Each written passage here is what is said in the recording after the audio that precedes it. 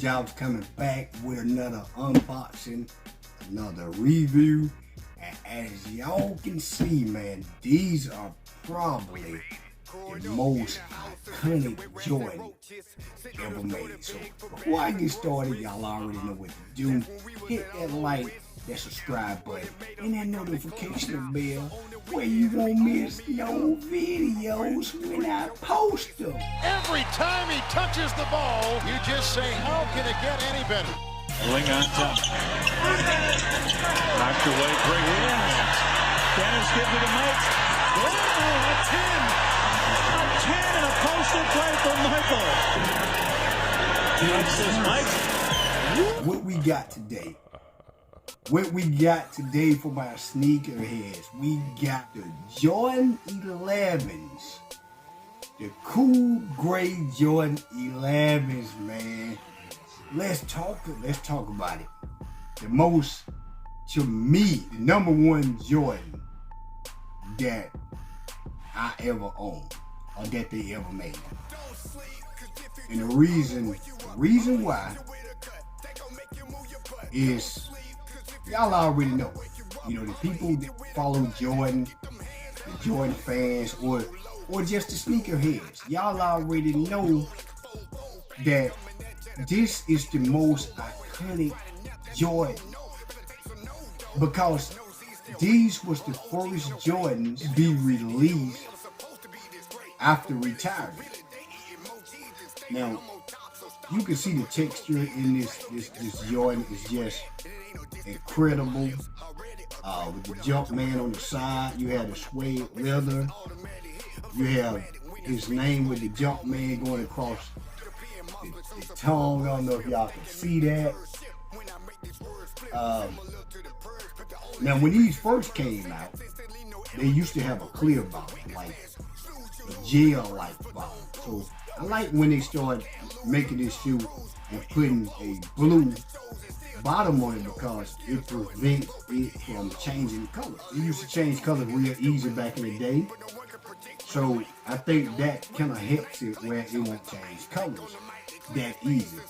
And what makes this shoe stand out the most to me is the white shoe strings. The white shoe strings, because they could have put gray in there and it would have looked good, because I see some guys with that and it actually looked real good. But to me, I'm gonna just kind of leave it with the white, because it gives it that classic look, and it just adds to the deeper tone gray and the light gray. It kind of all blend together because you have a white sole. So to me, it's not too much gray when you put the gray shoestrings in it. Just like it makes it a little bit too much gray. This shoe I have worn once.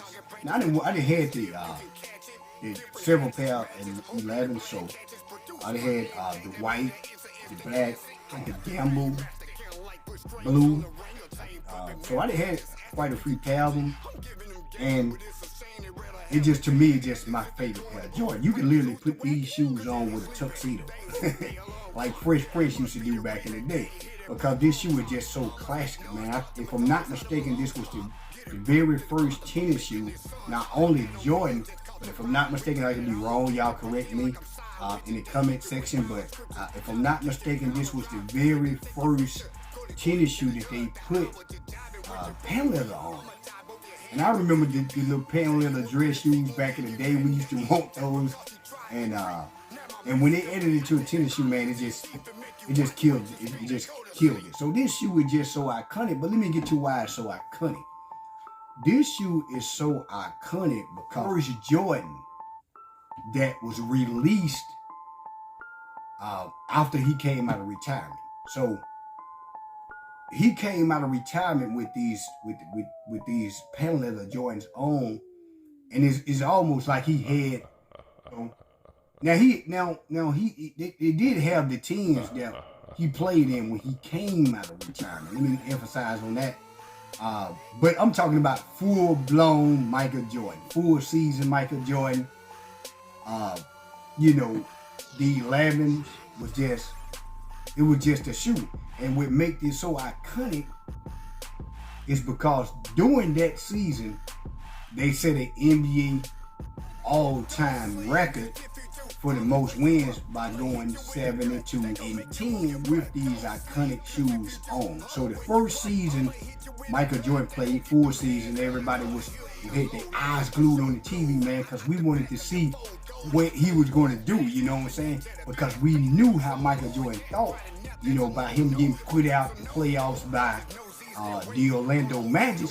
We knew that he was, you know, that summer that he was going to get himself in shape. We knew he was out of shape during the playoffs. So we was locked, man. We was waiting to see what he had to offer the upcoming season, because we know Michael Jordan take these things personally. So when we saw the announcement of these, man, it was just, I seen them in the magazine. I never forget. And when I opened up the magazine, they had the white and black ones in the magazine.